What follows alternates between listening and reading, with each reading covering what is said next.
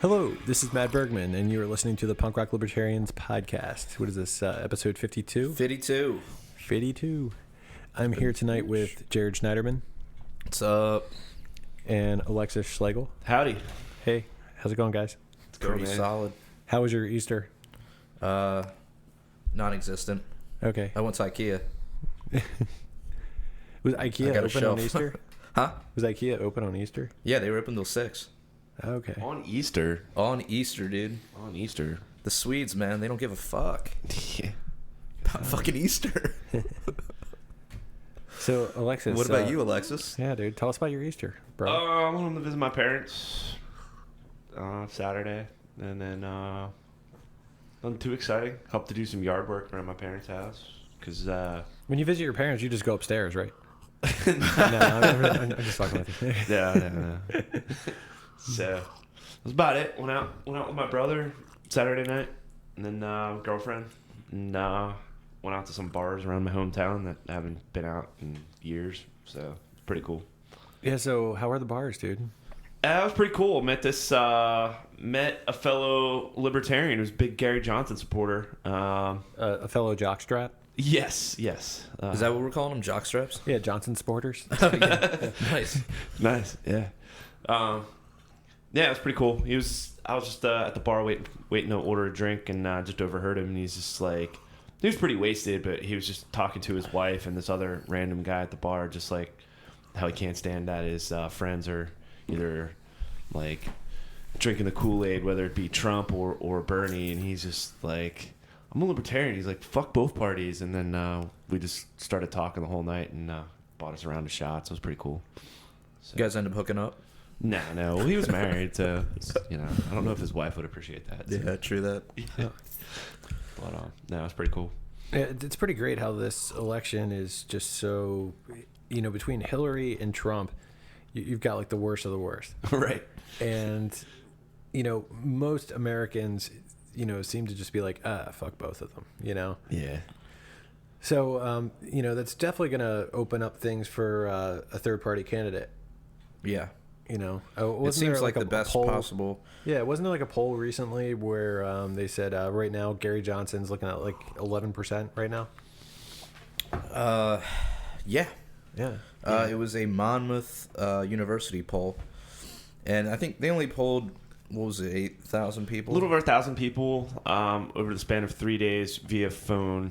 But yeah, he polled at 11% in a hypothetical, whether it be Hillary and Trump, which they're going to get the nomination, most likely. They're going to cheat Bernie or something, rig this. It's already rigged. I mean, the whole system's all... I don't know. Bernie just won 3 primaries, though. Yeah, I saw an article earlier where it was saying something about like Hillary's superdelegates might switch around to Bernie. Yeah. I think Bernie was saying that because Bernie's gaining some momentum now, so maybe Hillary doesn't have all the superdelegates.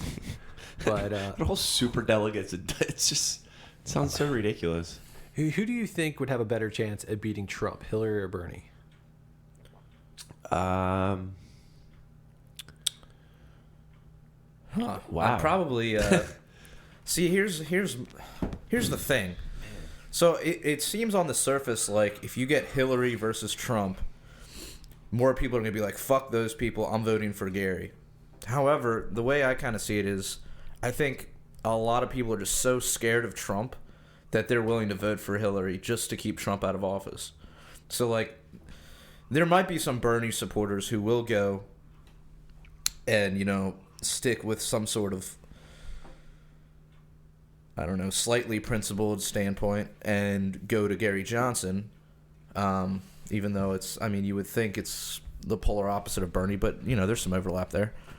Yeah, but you also got to account for all those Bernie supporters that are just, like, really fucking into Bernie Sanders, and they're just pissed at the way Hillary Clinton's been going, and the DNC have been going about this whole thing, right, just basically trying to, like... But I can kind of see how their thought process might go, where they're thinking...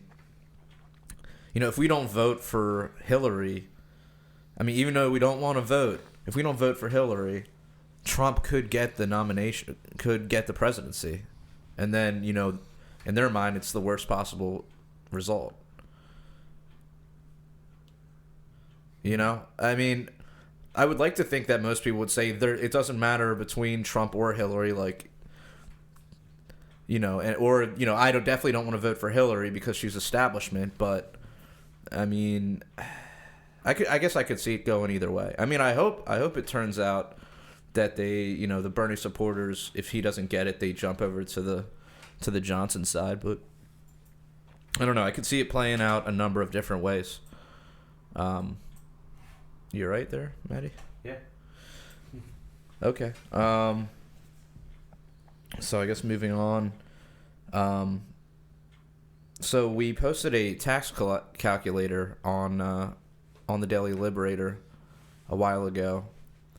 And I actually called it the theft calculator. The theft calculator? Yeah. So it basically tells you how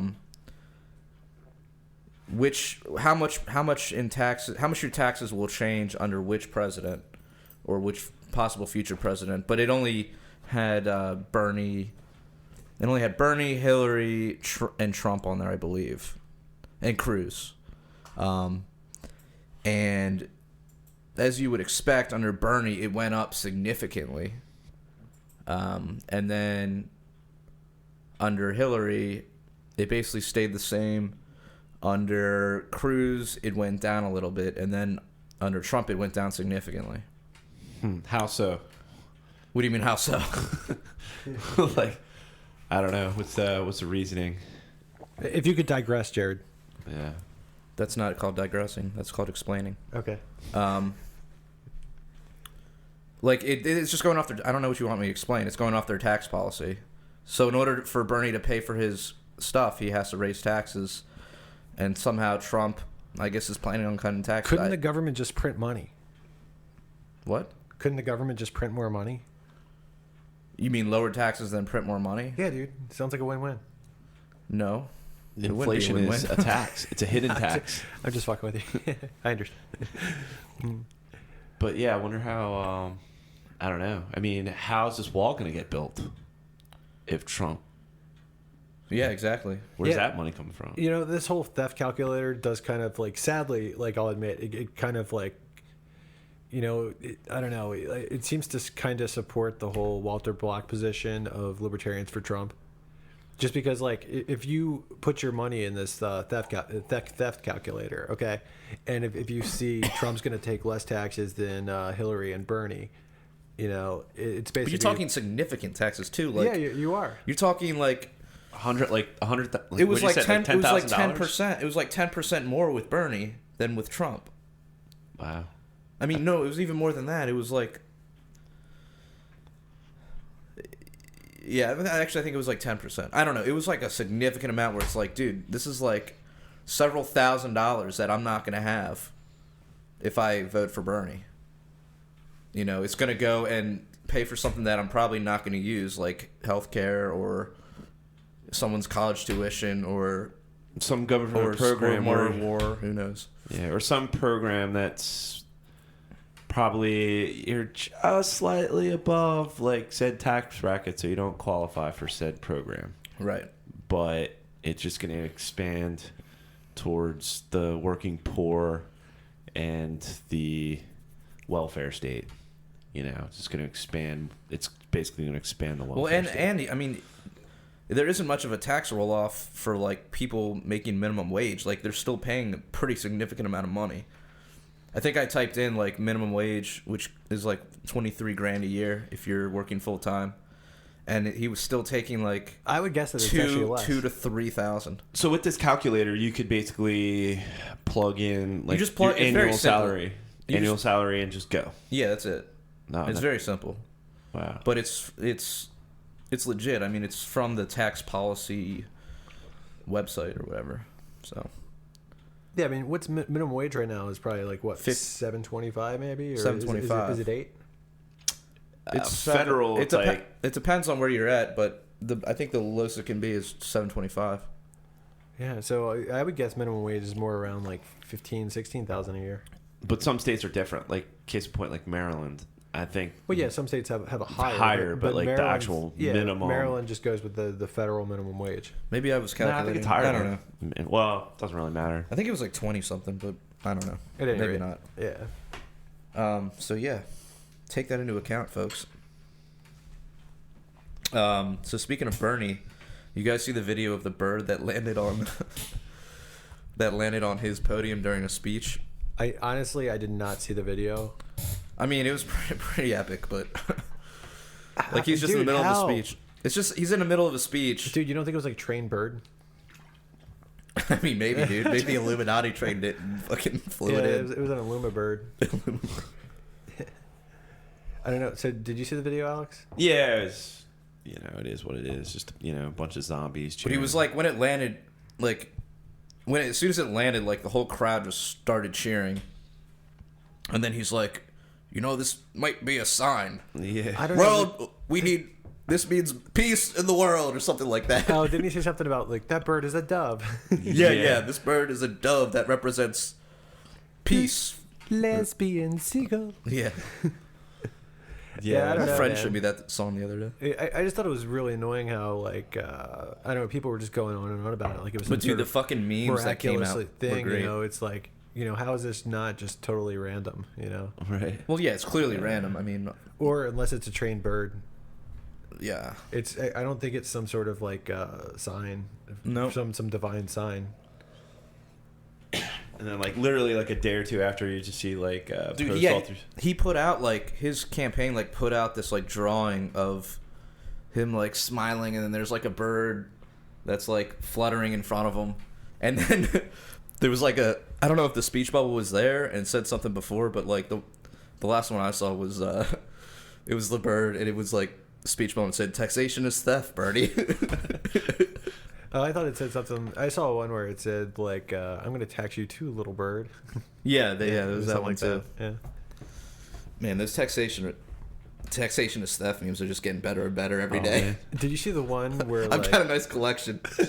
I know. I've been saving a lot Dude, too yeah. because I think I've got them like on my work computer and my home computer. we should drop it on April 15th. Dude, just that's the like plan, just dude. all day memes, like every 10 minutes. Just That's- like Didn't we talk memes. about that last time? yeah, Dude.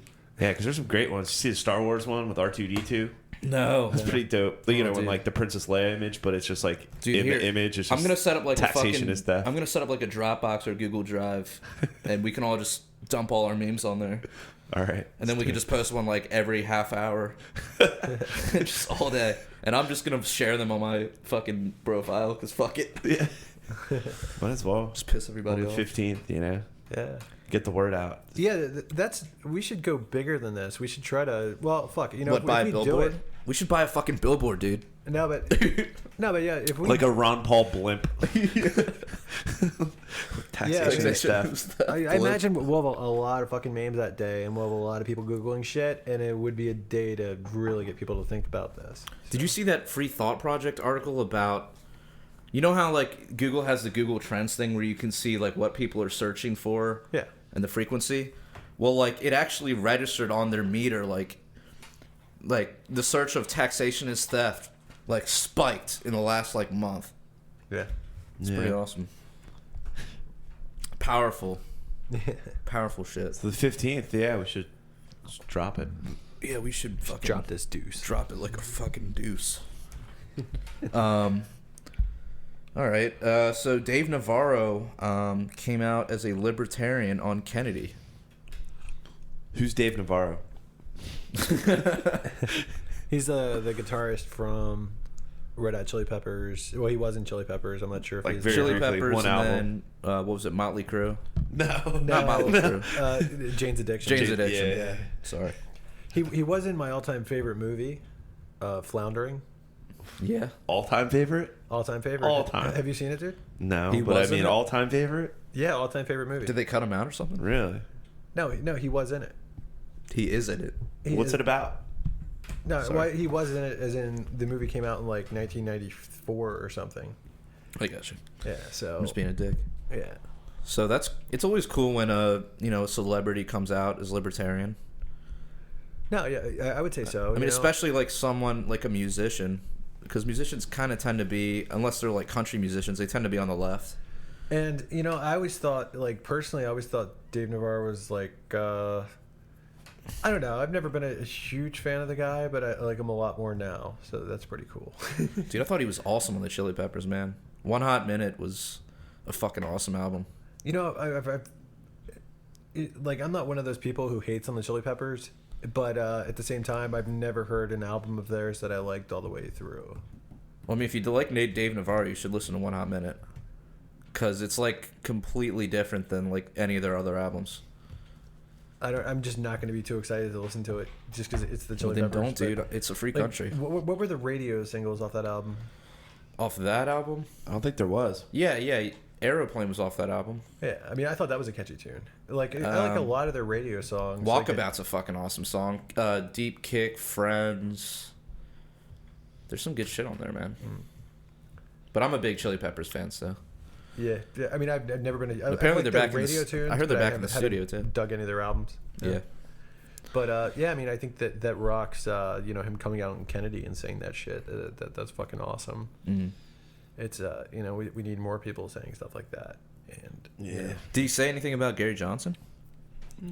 No, It was like a really short clip. I don't know if there was a full interview or maybe they didn't. Yeah, maybe there wasn't a whole interview. From what I saw, he just said that he never fit into the mold of Democrat or Republican, and he found himself to be more of a libertarian just because he was more as far as like financial issues, he was more conservative, and as far as social issues, he was more liberal.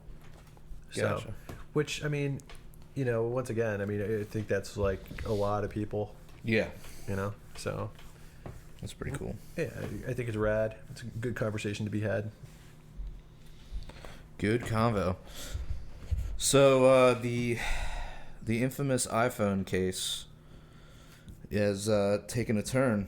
Yeah, apparently now the FBI says that they were able to crack the phone. That's convenient. Yeah.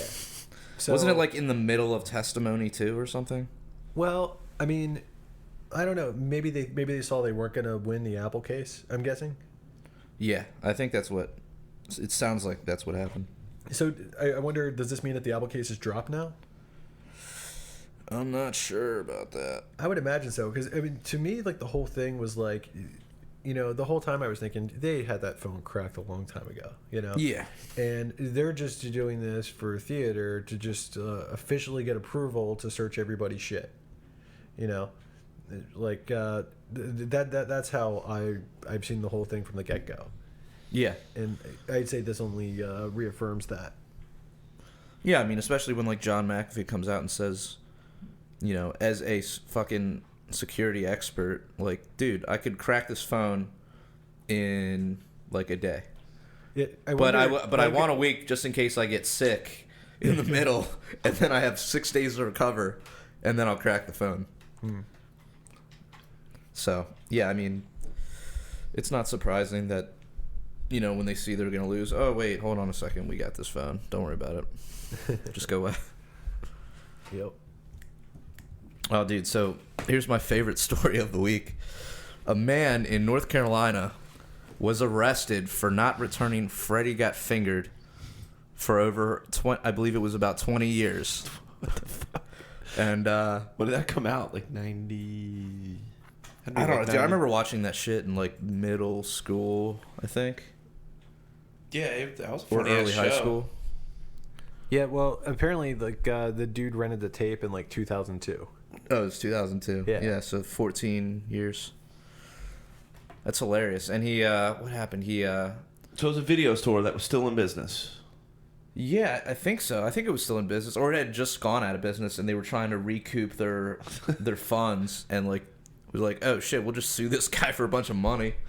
They were in bankruptcy. So what I heard was like basically he was driving his daughter to school, and he got pulled over for a taillight out, and when the cop ran his plates, it came back that he was that he had a warrant out for his arrest for failure to return rented property. So luckily the cop wasn't a complete dickbag. And he let the guy drop his kid off at school and told him to just turn himself in the next day, which he did. and he got like arrested and processed and shit. So like, did the police But officer... I mean, I think he just had to pay like a fine or something. He didn't get any jail time. But what was the fine for? Like, failure to return rented property. what? Don't you think like they would just write it off like a rental store? Like that's kind of like. I don't know, man. It's a huge dick move. 14 fucking years later, like. Well, I mean, I guess if they have like some sort of accrual fee for like, what do they call it? Overdrawn or over rented or whatever. I mean, all right. So at some point you're like, all right, we tried to contact this guy. He's not paying. Just send him to collections to pay for the fucking tape. Yeah. All right. He doesn't respond. All right. Well, just write that off. Just write it off. I don't know. I mean, I guess they must have been hurting for cash, and it was probably it was VHS. definitely 2002. 2000 VHS. Yeah, I think it was. Although 2002, they had DVDs. DVDs. Well, not everybody had DVDs. When was did like- the transition take place? Well, I mean, I think 2002 different times was for like different when it was people. coming out. Yeah. Okay. So it's VHS. So it's old tech. Like, what the fuck? I don't know. It just seems ridiculous. Like, I've heard kind of similar stories for like library rentals and shit like that. I mean, I had it happen to me. Like, I remember, like, before I left for basic training in the Air Force, like, I was hanging out with like some friends, and I rented a VHS, and I left it at my house. And this one girl that I was friends with rented it from this like little mom and pop shop in the city, and like. I'm already in like basic training, and like months go by, and she's like, I got like $30-some in late. It was something ridiculous in late fees. I'm like, oh fuck, I left it at my house, Like after a while, like Yeah, don't you like think at some point, I mean, you could probably just go to Best Buy and buy it for like $10 and then give it to the place. Here you go. Right, Well, that's what I'm saying. Like, They'd be once, like, that's "Hey, what I sorry don't about understand. that." Like, once your rental exceeds fee the amount that's worth. Like, you Like- just write the shit off, Yeah. or you'd like, all right, well, I don't know. I mean, shit, you can even just charge for shipping or whatever. But I mean, goddamn. I mean, it's fucking hilarious that it was Freddie Got Fingered. Yeah. That movie's fucking awesome, though. I love it. Yeah, I was just watching it the other day. Really? Probably, Oh, dude. probably just because I saw this story. Oh, Maybe yeah. I'm gonna watch it. Oh, so good. oh man, Daddy, would you like some sausage? Daddy, would you like some sausage? Sausage. I'm backwards, man. All right. On to more serious shit. Nixon's chief advisor came out saying that the drug war was basically started to oppress hippies and black people. And this is something that people have said for years, and then now it comes out as true. Surprise, surprise. yeah. So, but it is interesting to see it come out as true, because otherwise, people were saying it for years and they were just being ignored. Right. But the thing is, like, this is just this is just basically like a continuation or an amplification of the drug war. Because, I mean, the original reason for the legalization of pot was basically the same reason. It was to demonize, the black community, Mexicans, yeah. I mean, not hippies, because he didn't have hippies back then, but It's very there's a really good documentary called The House I Live In, and I saw it. I think it came out. It was the same guy who did that documentary called Why We Fight, which is a really good documentary as well. I think his name director is Eugene Jarecki, and it came out, I believe, in 2008. So it came out the height of the Obama campaign.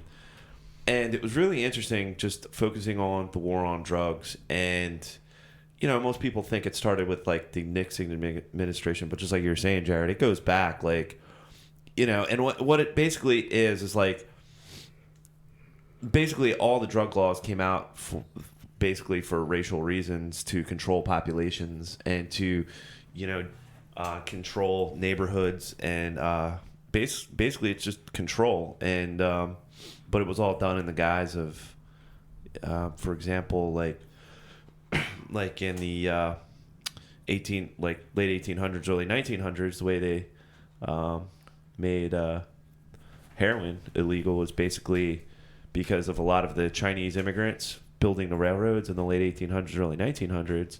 Well, their drug of choice was opium. Mhm. Well, they couldn't just straight up just lock up like all these like Chinese immigrants or Chinese like work, like they were on like work visas or they immigrated, or they couldn't just lock them up. So then they basically create these laws and just like, marijuana, like, it's with, basically Mexicans were, that was, that's how it became popular in the United States, like in the early 1900s. And they,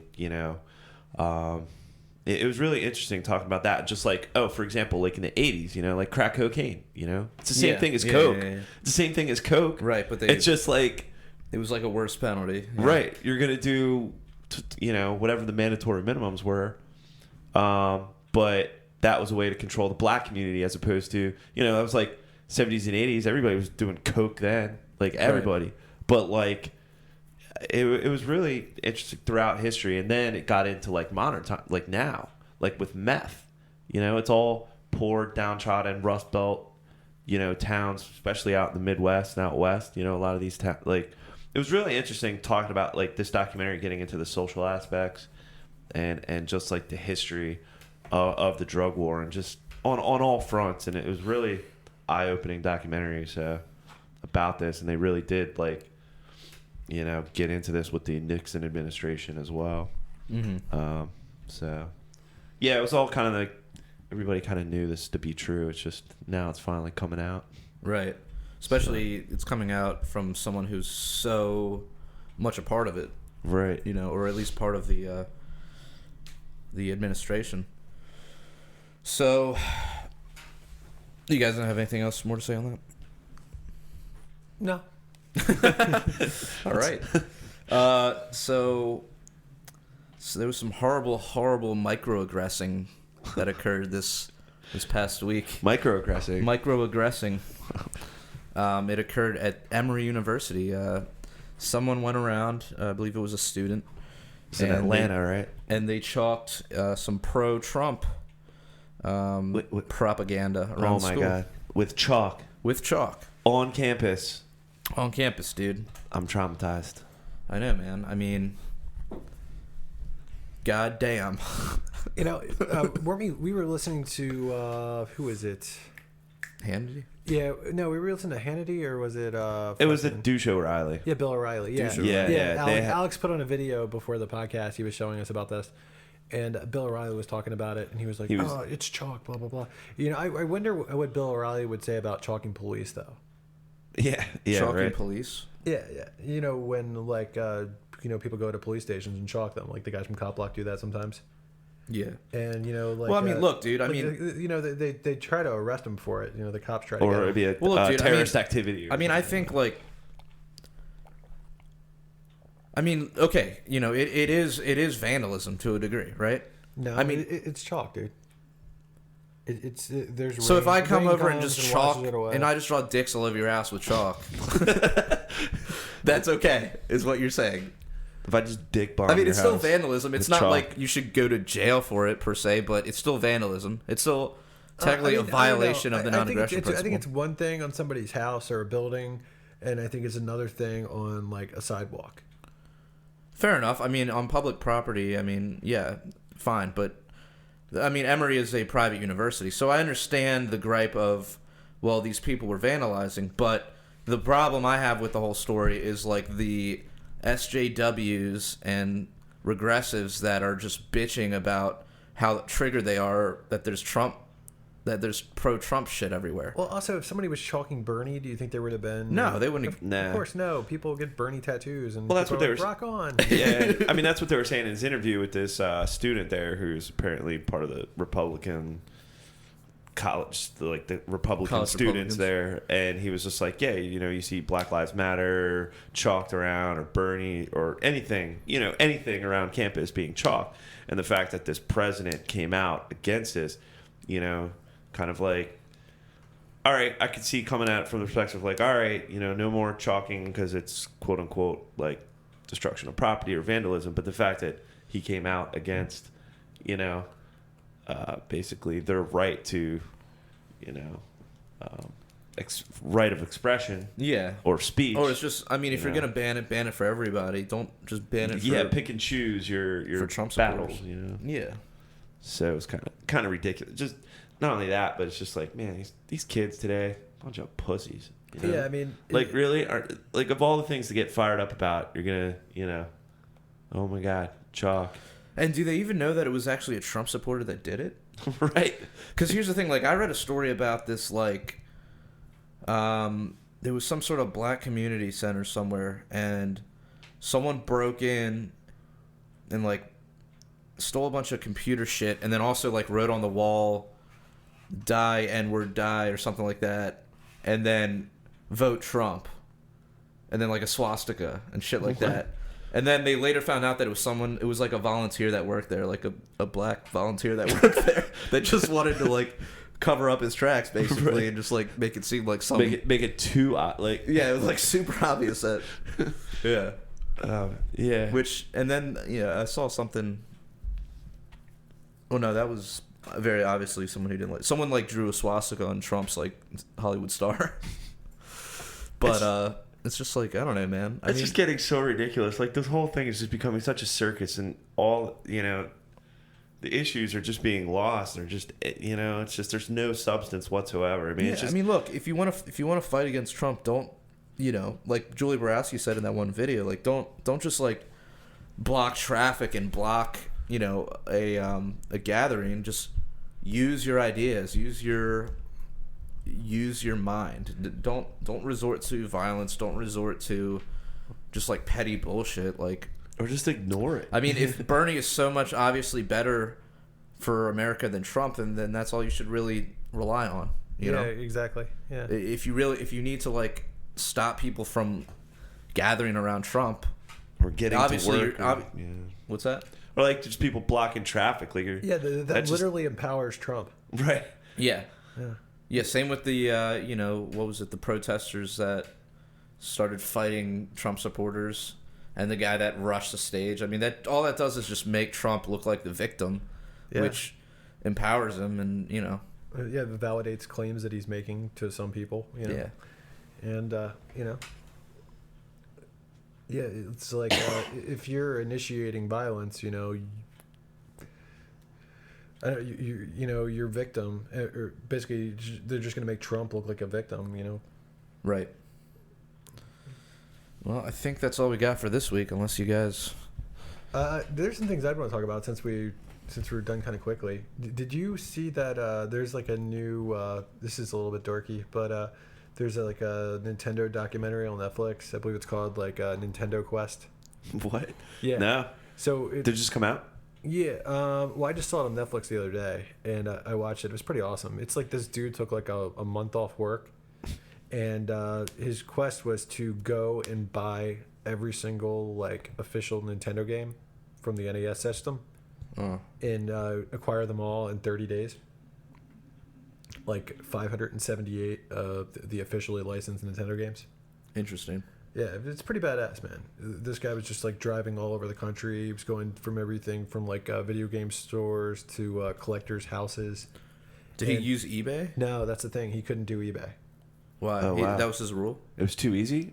Well, yeah, it'd be easier to do eBay, you know. But I was gonna say, like, you could probably just find someone sell them all the games on eBay, and then maybe like the few that you couldn't, you would just drive around or whatever. I mean, dude, but this was a quest. I thought it was fucking awesome. This was a quest. It was a journey. Because I actually own about like a couple hundred Nintendo games myself, so yeah, I could totally relate to. So you could just take off like 2 weeks and then do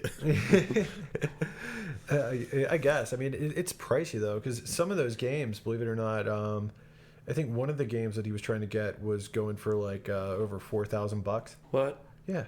What? Which one was that? It's this game called Stadium Events, and initially it came out. Somebody put it out, and I think Nintendo bought the rights and then put it out as Track and Field. Was that a Konami game? No, I don't. So I remember was that super shitty Konami. That might have been for Super Nintendo. So that was Track and Field with the power pad. I believe it turned into being Track and Field, but if you get it as Stadium, if I recall correctly, or maybe it was a game all on its own, but it's called Stadium Events. And he actually ended up finding a copy in the box and it's 1 out of 6 copies known in existence. Wow. Yeah. Where do you find that? Well, I guess you have to watch it. I guess I will. Dude, you can't give too much you don't away. want to spoil the fucking doc, bro. I thought it was badass. And one thing that was cool, like, I don't know if you've heard of Contra Force, but that was actually the 3rd Contra game that came out for Nintendo. And he found it like his first day, right? And then his second day out, he found it again. So he bought it twice because he's like, I've never seen this game before this, you know? And then he found it like 2 days in a row. So it's a pretty rare game, but it actually sucks. It's basically, it was put out, but it was a game that was put out by Konami. And then it wasn't like the first 2 Contras. It was actually a different game. They just basically gave it the Contra name to kind of mooch off the Contra franchise and sell copies. Oh, man. So, yeah, I mean, it kind of sucks. Do you still remember the code? The Contra code, of course. Yeah. Mm-hmm. Up, down, down, left, right, BA, start. Is it select start? It's select start if you want to go 2 players. Oh, okay. Yeah. So, and... Did Game Genie, was that one of the ones he had to find? I don't believe that counts as a game. Yeah. But for some of those games, at least I'll be the first person to admit I do own a Game Genie. Yeah. I own one for Nintendo, and I also own one for Sega Genesis. Do you still have the codes?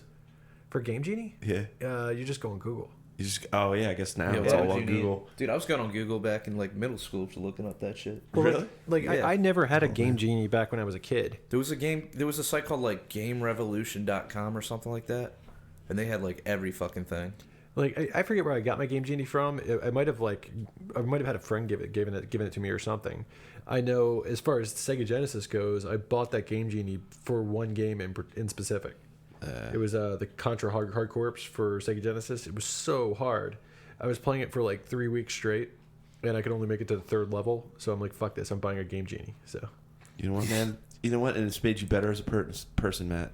what, buying Game Genie? No, not buying Game Genie. Like being principled. I just said I bought it. He just said Dude. he bought it. Well, but I mean, but you were Waited that long? principled, but then you did. Like that was it. Like you know, You cracked. You were cracked. You were very principled. So and now because of you're that- actually a worse person. Yeah, you know, and because of many kids that have done that, we've become weaker as a species. That's where all these SJWs come That's from. where all these fucking pussy kids are like, oh, this Trump's, Trump chalk all around my campus. They're aggressing against me. It's like, yeah, those were the kids that had Game Genie for every fucking game and didn't know what it was to work hard and accomplish something in life. And they just want everybody, my favorite was everything handed to them. And Dude, some of those games were damn near impossible. So life is impossible, dude. yeah, sometimes life, How do you think you become a billionaire like Mr. Trump? Yeah, there was Oh wait, another, your dad gives you a shitload of money. That helps. right. there was a small loan, a small $1 million loan. There was another Nintendo game too that I had never heard of, and I just saw in the documentary. It's called like Little Samson. Have you heard of that? No. Little Samson. Yeah, apparently like Do you just have to cut his hair? Is that apparently the it name? goes for like a couple $1,000. It's like that rare. And remember Bonk's Adventure? No. I think it came out for like TurboGrafx 16, but Oh, Jesus. it must have had a limited release on Nintendo because that's another game that goes for like a couple $1,000. Man, you're getting real wonky with the Nintendo, man. These are games I've never heard of. Well, yeah, because it's basically finding all the Nintendo games. There's there are some really rare ones that are going to cost a lot of money, and I would imagine usually most of those really rare games are going to kind of suck because that's why there wasn't much demand for them back then. So they only sold Supply and few demand. copies. So they're just So it makes the world there's just go a few round. copies out there. So whereas like for me, I own a couple hundred games, but I've just tracked down the ones that I want to own. Like I'm not aware of many other Nintendo games that I would care to own. And maybe there's like 20 more that I don't own or something. Yeah, that you like Dude, forgot the oldest about. game system I own is Nintendo Wii. Really? I have an Atari. One that I Really? wouldn't Original mind Atari, owning. yeah. Do you remember Snake Rattle and Roll? No. You ever play that? No, I was never That was a allowed pretty to have fun video games when I was a kid. Yeah, dude. My parents kinda- won't allow it. That kind of sucks, dude. Yeah. I had Well, a- I mean, I had a everybody Super else had them in the Nintendo neighborhood, 64. and all my cousins and family, so I don't know. They were kind of when Nintendo came out, my parents kiboshed that. They were like, no Nintendo. But Yeah, I was like all about Nintendo as a child. But I remember too, like, you know, I didn't get a Nintendo until I was like, I think I was like 10 years old or something, or maybe 8 or 9. But at any rate, it was like 3 years after all my other friends. So, you know, it was like 3 years later, and I was all excited to get Mario Brothers because, you know, up until that point, I could only play it when I was at like friends' houses. Yeah, it's I mean, I think I got my Super Nintendo in 2nd grade. Do you still have it? No. man. Yeah, I don't know. I love those systems, and there's something about a console that's just so much cooler than an emulator. I think, and a lot of it, I think the emulators just aren't quite as smooth as the consoles. Like the emulators that I played. Do you have any of the emulators? Do you have a controller for them? You can get them on eBay for a couple bucks, and I'd still be tempted to download another emulator. I haven't had one for like 10 or 12 years, but like I had one at one point. I think I had like I don't know, it was a ton of like. I mean, I've had a bunch of them before. Yeah, like I mean, I've had a fair amount of games on emulators and stuff, and you know, it's kind of cool just to try to play a game and stuff. But I would say if there's any game that I really like on the emulator, I'm gonna want to get an actual like hard copy of it. Yeah, I'm just not that much of a gamer anymore. Yeah, I gotta confess, like I haven't been playing as many retro games as I used to. Nowadays, like when I do have time to play video games, I usually just throw on Black Ops 3. Yeah. But those old games are still my favorite. I still have them all, and I'd like to play them more often. I just frankly don't have the time. Right. Well, anyways, and another thing that's unrelated to libertarianism, Trailer Park Boys season 10 just came out on Netflix today. Word. So I don't know. Were you guys fans of that at all? I mean, I'll watch it. It's not like my favorite, but I've seen a lot of the episodes. Well, I watch it and it is my favorite. Okay. no, I'd say it's a really awesome show. And you know, you remember that article that John Vibes wrote for Punk Rock Libertarians about agorism in the Trailer Park Boys? Yep. Yeah, You should repost awesome. that, dude. Dude, that still gets a bunch of views, you know? Or just every now and then I see, like, there's a bunch of people in the article, you know, people just love sharing that again and again, I guess. So. Nice. Anyways, I think that's about it for this week, guys. Until next time, live free. Break the power, break the power.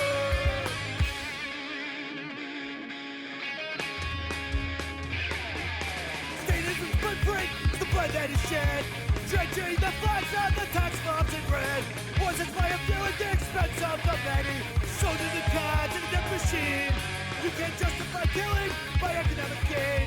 For God, country, and democracy. You can put freedom and gunpoint in a fine land. You support the troops, then bring them home. I believe that you will do the best for you. And I believe that we have the power, have the power. I hate the state, and I know I'm a slave.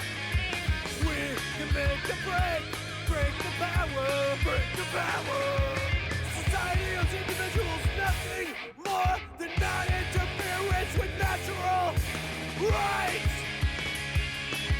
Once a virtuous person fully comprehends the non-aggression principle, the violence of the state becomes obsolete.